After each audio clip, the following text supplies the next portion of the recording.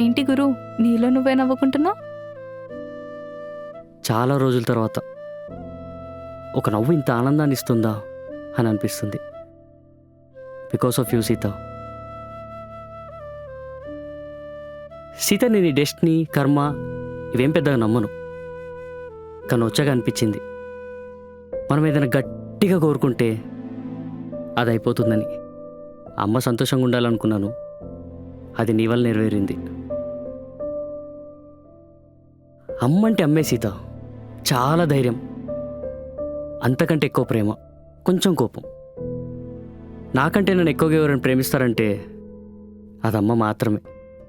అలాంటి అమ్మని నాకంటే నువ్వు ఎక్కువ ప్రేమిస్తున్నావు. థ్యాంక్ యూ అనేది చాలా చిన్న వర్డ్.